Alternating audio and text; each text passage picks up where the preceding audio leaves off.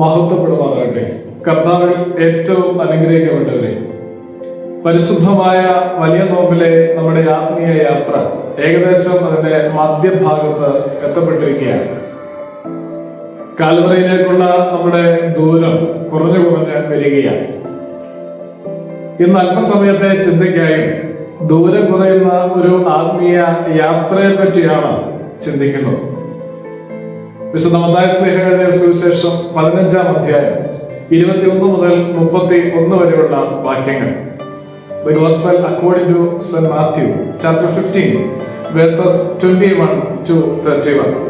A spiritual journey of shortening distance.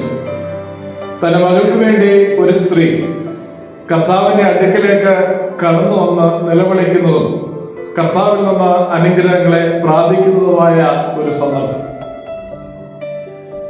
പ്രത്യേകിച്ച് ഈ വേദഭാഗത്തിലൂടെ നാം കടന്നു പോകുമ്പോൾ ഒന്നാമതായിട്ട് നമുക്കവിടെ കാണുവാനായിട്ട് കഴിയുന്നുണ്ട്, സ്വന്തമല്ലാത്തതിൽ നിന്ന് സ്വന്തമായതിലേക്കുള്ള ഒരു ദൂരത്തെ അവിടെ കാണുവാനായിട്ട് കഴിയുന്നുണ്ട്. കനാന്യ സ്ത്രീ എന്ന വേദപുസ്തകം ആ സ്ത്രീയെ പറ്റി പറഞ്ഞു വെക്കുമ്പോൾ അതിന് പിന്നിൽ ഒരു ചരിത്രമുണ്ട്. കർത്താവിന്റെ അടുക്കിലേക്ക് അവള് കടന്നു വന്ന് ദാവീദ് പുത്ര എന്നോട് കരുണ ചെയ്യണമേ എന്ന് നിലവിളിക്കുകയാണ്. ദാവീദ് പുത്ര എന്ന് നിലവിളിക്കുവാൻ അല്ലെങ്കിൽ ദാവീദ് പുത്ര എന്ന് അഡ്രസ് ചെയ്യുവാനുള്ള അധികാരം അത് യഹൂദന്മാർക്ക് മാത്രമാണ്. യഹൂദന്മാർ എന്ന് പറഞ്ഞു കഴിഞ്ഞാൽ ദൈവജനം, ദൈവത്തിന്റെ സ്വന്തം ജനത്തിന് മാത്രമാണ്. അവിടെയാണ് സ്വന്തം ജനത്തിൽ പെട്ടവരല്ലാത്ത ഒരു കൂട്ടം ആളുകളിൽ നിന്ന് ഒരാൾ വന്ന് ദാവീദ് പുത്ര എന്നോട് കരുണ ചെയ്യണമേ എന്ന് നിലവിളിച്ച് പ്രാർത്ഥിക്കുന്നു.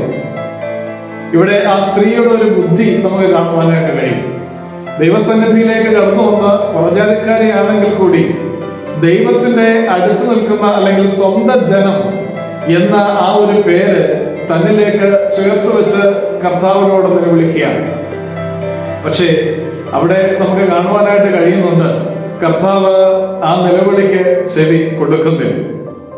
ഈ സ്ത്രീയെ പറ്റി പറയുമ്പോൾ പഴയ നിയമ ഭാഗത്ത് ഇസ്രായേൽ മക്കൾ തങ്ങളുടെ യുദ്ധത്തിൽ യോശുവയുടെ നേതൃത്വത്തിൽ കനാൻ ദേശത്ത് ചെയ്യുന്ന യുദ്ധത്തിൽ അവിടെ ഇസ്രായേൽ മക്കളിൽ ചിലരുടെ തന്നെ വീഴ്ചകൾ കാരണം രക്ഷപ്പെട്ടു പോയ ഒരു കൂട്ടം ജനതയിൽപ്പെട്ട ആ സ്ത്രീയാണ്.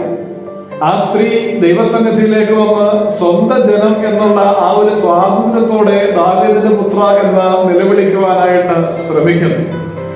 എന്നാൽ അവിടെ കർത്താവ് അവളെ ശ്രദ്ധിക്കുന്നില്ല എന്നുള്ളതാണ് ഒന്നാമത്തെ ചിന്ത. രണ്ടാമതായിട്ട് ദൈവസന്നിധിയിലേക്ക് അവൾ കടന്നു വന്ന് സ്വന്തം ജനം എന്ന സ്വാതന്ത്ര്യത്തോടെ നിലവിളിക്കുമ്പോൾ അവിടെ നമുക്ക് കാണുവാനായിട്ട് കഴിയുന്നുണ്ട്, അവിടെ സ്വന്തത്തിൽ നിന്ന് വിശ്വാസത്തിലേക്കുള്ള ഒരു ദൂരത്തെ കാണുവാനായിട്ട് കഴിയുന്നുണ്ട്.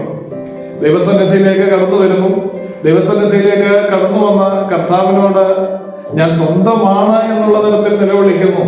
അവിടെ കർത്താവ് അത് ശ്രദ്ധിക്കാതിരിക്കുമ്പോൾ അവള് ആ പ്രാർത്ഥനയുടെ രീതി തന്നെ മാറ്റുകയാണ്. അവിടെ അവൾ വീണ്ടും നിലവിളിക്കുകയാണ്, കർത്താവെ എന്നോട് കരുണ ചെയ്യണമേ, കർത്താവെ എന്നെ സഹായിക്കണമേ. അപ്പോൾ അവൾക്ക് മനസ്സിലായി, ദൈവസന്നിധിയിൽ കാപട്യമായിട്ട് പറഞ്ഞു കഴിഞ്ഞാൽ അല്ലെങ്കിൽ കാപട്യമായ ഒരു രീതിയിൽ നിന്ന് കഴിഞ്ഞാൽ അത് ദൈവത്തിന് മനസ്സിലാവും, അല്ലെങ്കിൽ ക്രിസ്തുവിന് അത് മനസ്സിലാവും.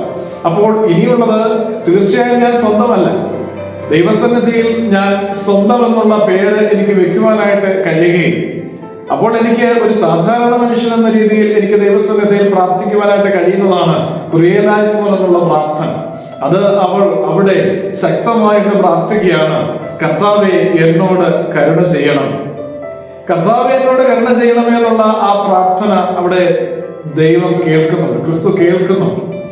ആ പ്രാർത്ഥനയ്ക്ക് ക്രിസ്തു ചെവി കൊടുത്ത് അവൾക്ക് മറുപടി നൽകുന്നതാണ് പിന്നെ നമുക്ക് കാണുവാനായിട്ട് കഴിയുന്നത്.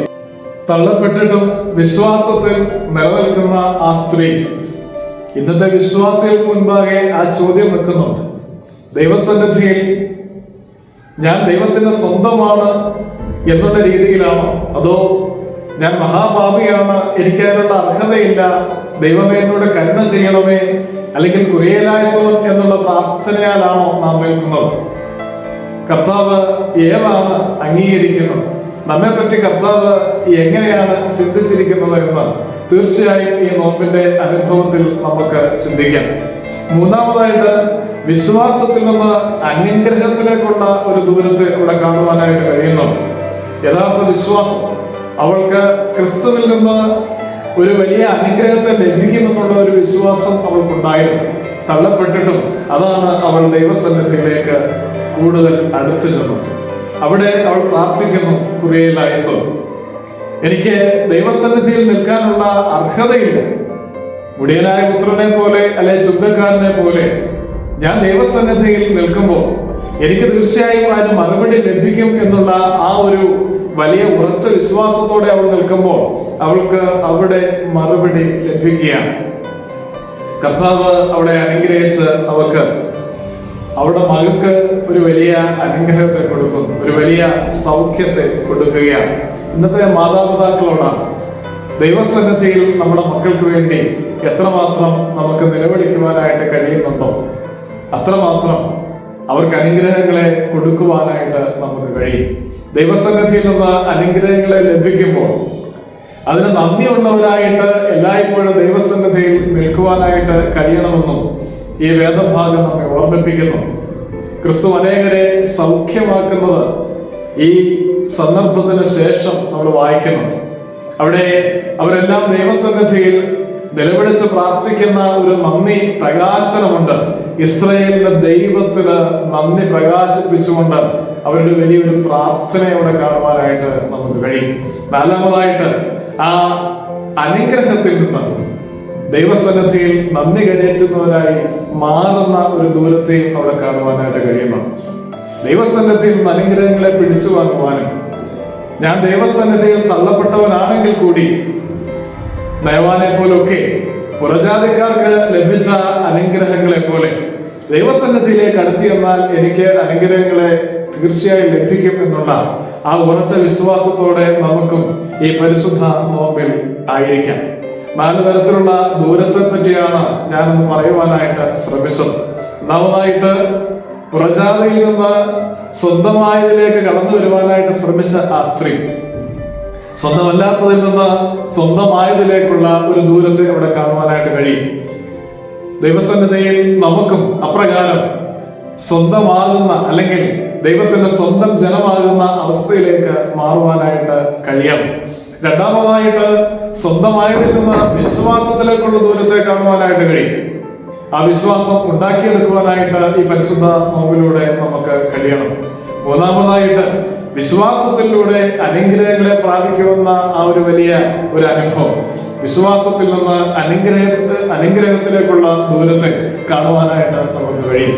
നാലാമതായിട്ട് അനുഗ്രഹത്തിൽ നിന്ന് നന്ദി പ്രകാശിപ്പിക്കുന്ന ജനങ്ങളായി മാറുന്ന ആ ഒരു ദൂരത്തെ നമുക്ക് എപ്പോഴും നമ്മുടെ മുമ്പാകെ കാണുവാനായിട്ട് കഴിയണം.